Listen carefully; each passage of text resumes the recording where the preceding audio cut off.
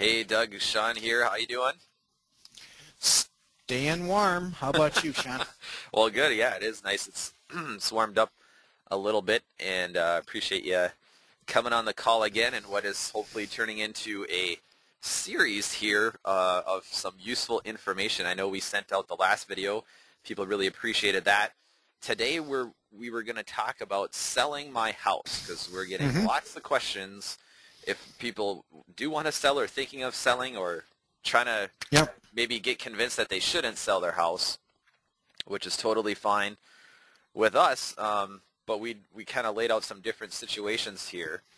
Um, so in terms of selling, if somebody says, "Should I sell my house?" Um, what do you kind of ask them about just to begin with? I think we kind of laid out some points here. Yeah. Yeah. I guess we've kind of defined it being in a difficult or distressed situation versus more of a normal situation. Okay.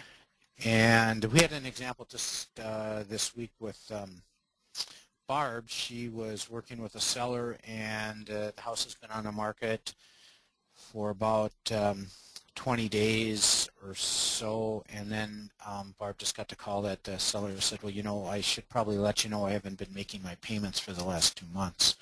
Oh yeah.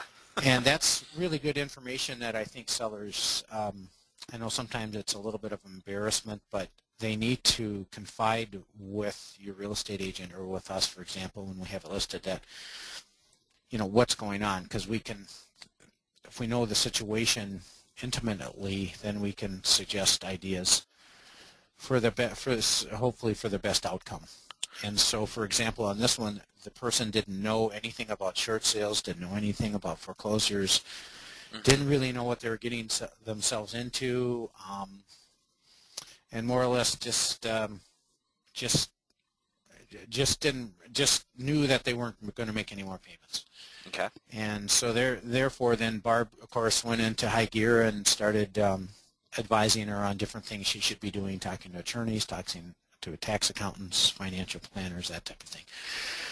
But just to say that I'm behind on payments and not tell anybody, and then all of a sudden things start cropping up that are going to crop up, it's maybe a little bit of a situation where you don't want to think about it, but if you're going to not make payments, you got to have somebody on your side to help you out. Okay. So if it's So not us, it's got to be an attorney or somebody. So you know what some of your rates are, and you're doing things in the proper procedure. So now I know kind of a unique thing now, of course, that we're dealing with and we've been dealing with. It used to be, for instance, if you couldn't afford your payments anymore, if you had a sickness or a job loss, you would just sell your house. But we are seeing, I mean, a lot of times they go together. I don't know if you would agree. If somebody's behind on their payments, they might be upside down on their house in terms of meaning they owe more than it's worth. yep. So what should people do in that situation? Is there any hope, or should they just let it go to foreclosure? I know people hear about a short sale sometimes. Hmm. A lot of people don't know what that means. What do you tell people? Well, what we're doing is we're explaining that the banks are willing to listen to any hardships you may have. Okay. They do have kind of a process they go through that they're actually required to go through to see if they could work with the homeowner. Hmm. Um, and but really, to go it alone and just start off on your own without anybody kind of sitting in the background advising you is kind of difficult because you don't know some of the rules of the road.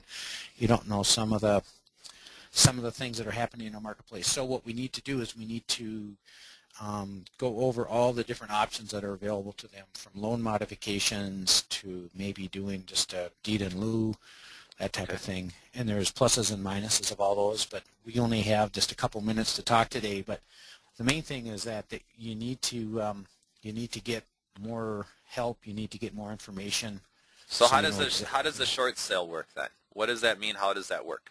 Well, what happens is we get a buyer, and the buyer is willing to buy it for a certain price, which is less than what is owed on the property. Then we get We negotiate with the mortgage company to let us sell the house, and the bank will release the mortgage and get paid less than what is owed. That's called the shortage amount. Mm-hmm. And then we can transfer ownership. Their current owner is out of their house and on to another house or rental, and then the new buyer takes ownership, and then gets a new mortgage and such like that. So that's the short sale, because you're selling it for less than what's owed on it, and then there's a shortage amount. So you And might who sell is it that? for Who is that good for then? Who would that be? When would that be a good? the short sale. Mm-hmm. There's different opinions on it. That's why you need to get all the different options, which is probably more detailed and complicated than what we want to get into right now. But in some cases, it's good for a seller. In other cases, it might not be good. So it kind of depends on each person's particular situation. Okay. And that's where you want to get all the basic information and then go and talk to other experts besides real estate. And that's where we come in. We say, I think you need to talk to this person, this type of a person, to get more information, so you know exactly. Yeah, I see that. I see that as something that a lot of people, if they need to consider a short sale, Mm-hmm. that sometimes they don't realize it normally is. You do have to talk to more than one professional. Yep. It's kind of like, if you're dealing with a complex disease or something, you've got all these different specialists who kind of work in concert. So you've got the real estate professional, which is us. Hopefully to anybody who needs us, and then you've got, you probably at some point you might need to talk to an attorney. Mm-hmm. You might need to talk to a tax advisor for tax implications. There's just so many. I mean, I think part of what you're talking about, each person's situation is different, if I'm correct. And part of that, obviously, we need to know what the market price is of the home. But then, especially it gets complicated in terms of the mortgages. Yep. The mortgages, if you have a first mortgage, a second mortgage, a third mortgage. And we do walk through that with our customers, so hopefully they're getting as much information on representing them as we can. Yeah, but then too, like a lot of people don't know now, Fannie Mae and Freddie Mac owned loans, those now are starting to be negotiated a little better than some other ones, and how does somebody even know?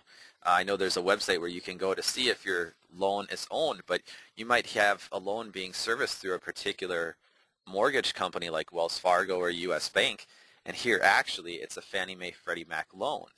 Sure. So these are kind of like some of the details that a lot of people don't know about, where we can go in and kind of assess the situation in a pretty short period of time, and that's why it's different for everybody. Yeah.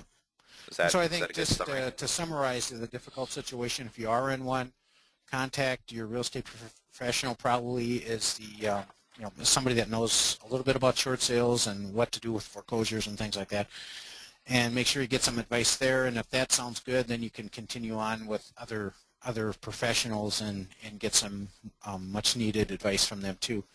Okay, but then now also we just so that's kind of the summary there. But the main thing is to get that information. Don't just think it's going to go away magically, because it's not. Not making a payment will eventually catch up with you, and if you don't know what you're doing, things can unravel and be bad for years ahead, and you don't want that to happen. If at all possible, you don't want that to happen, and there's ways to get around that. So, summary: get some help right away. Okay. And just do it. Okay. Now, what if you're not, Doug? What if you need to sell your house, but you're not in a difficult situation?